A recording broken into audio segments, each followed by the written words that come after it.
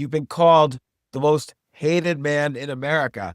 When you were first called that, did you view that as a funny thing or did it upset you? I absolutely thought it was funny. It's such a crazy caricature or way to describe somebody because I have this theory that biographers and generally anyone writing say more about themselves than their subjects.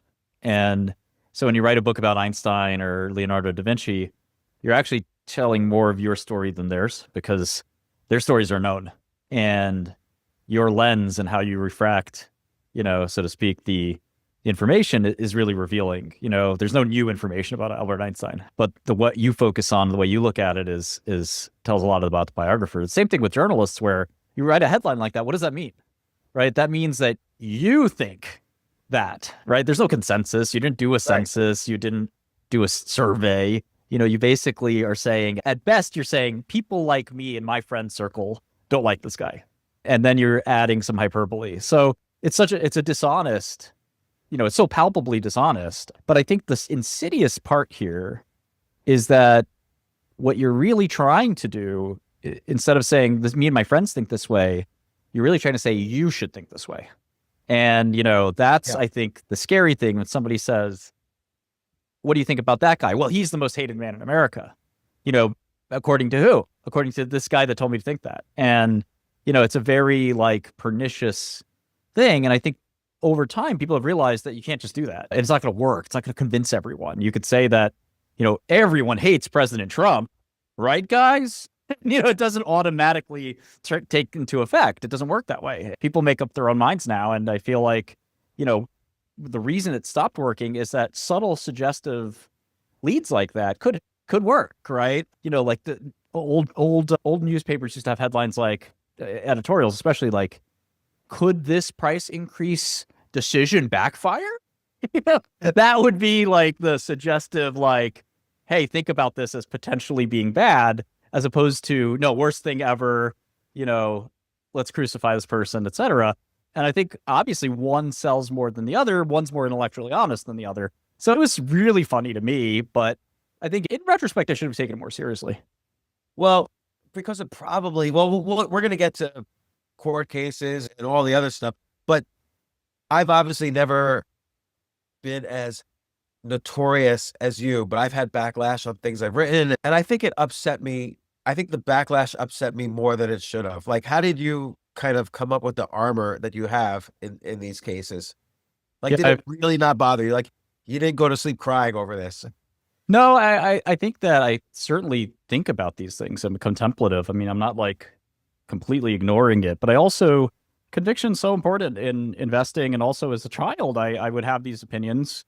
I was a Republican in a high school that was, younger people are extremely, left leaning. And some Yeah. of them, when they get older, they get jobs or they get mugged, as they say, they tend to, some of them start to move a little bit to the right. But I went to like one of the most activist kind of like high schools in America. And, I stood my ground because it's what I felt. And, I think, it's an interesting high school full of smart people. And there's this understanding like, oh, everybody here is pretty bright. So these people and these opinions, it can't be stupid. And I think that, when you have that like sort of objective playing field, I think there's even a acceptance in, sort of in both sides that there is an intellectual right, there is an intellectual left.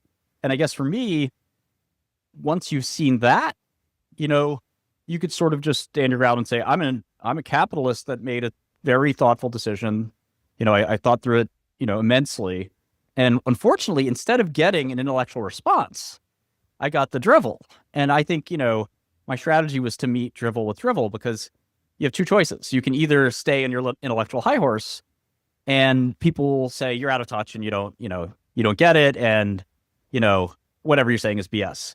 That you're just trying to cover for that. But if you go down with and meet the drivel with the drivel, it sort of becomes, you can be more forceful. Your message is clearer, and I think I was pretty effective at that because 10 years later, there's some of the people that, for example, there's a journalist that kind of got me kicked off Twitter named Lauren Duca. Lauren sort of disappeared. She's not a media figure anymore. I don't even know what she's up to. Whereas, I'm more popular than ever, thriving, kind of, Sure. I think time tells a lot of these stories. better than, at the heat of the moment, and we see that with all kinds of, situations where time goes by and we say, that person actually wasn't so bad, or I actually kind of like that person, or whatever the case is. But do you ever feel like, oh, there are some people who are just so vicious about you and lying so much, you just feel like you just wish the worst on them? Unfortunately, I'm a Christian, and I have this like forgiveness problem, and it's cost me like maybe $500 million, years of my life in court and prison. I just can't really hold a grudge. It's And really you're an hard. optimist. Like the little I've come to know you, you're an optimist. And Yeah, I think optimists survive in the long run. it's hard, like good guys finish last in some ways, but I think that like the so many people in business are so cutthroat, and they they'll do whatever it takes to win. And I think that you have to find synergies, and you have to find ways to be good to people. And there were many cases in my case where I should have fired somebody and or expected their disloyalty, and I didn't act.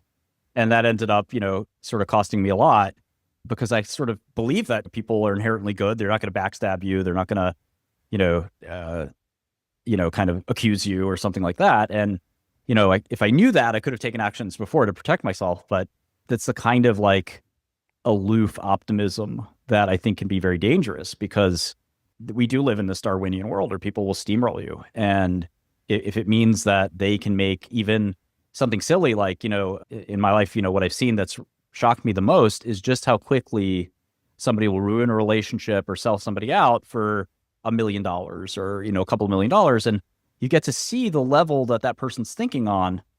And you're sort of like, well, to this person, I actually had this crypto thing, and this guy kind of robbed me blind of this crypto, and he blamed me for it, which is, even crazier. And it was for like a relatively small amount of money. I forgot how much it was, even maybe it was like 100K. And I was like, well, basically, you're telling me that the relationship, that we had was only worth $100,000 to you. And my optimism was that, this guy's not going to burn me for $100,000, and I'd never talk to him again. And nope, it was no problem. And I've seen that in the corporate boardroom. I've seen that again in places like crypto, with venues not taken too seriously. But it's remarkable to me just how quickly people will throw the relationships away for pretty meaningless, kind of ephemeral, small amounts of money. And again, some of that reflects on them. To them, maybe that's actually a large amount of money, and that it's not so easy to make $3 million or $100,000 in some cases to some people. And you have to sort of watch out as a business person, who you get in bed with, because I mean, it's true. It's like obviously the size of the money affects people's emotions and decisions, but at the same time, there's this notion of nobility or grace in there your should be. relationships. Yeah, and there's the money, but there's also the time, and there's the future, and there's the living with yourself. Like no one moment is going to define your whole life unless you let it. And nobility, though, survives over time. And well, let's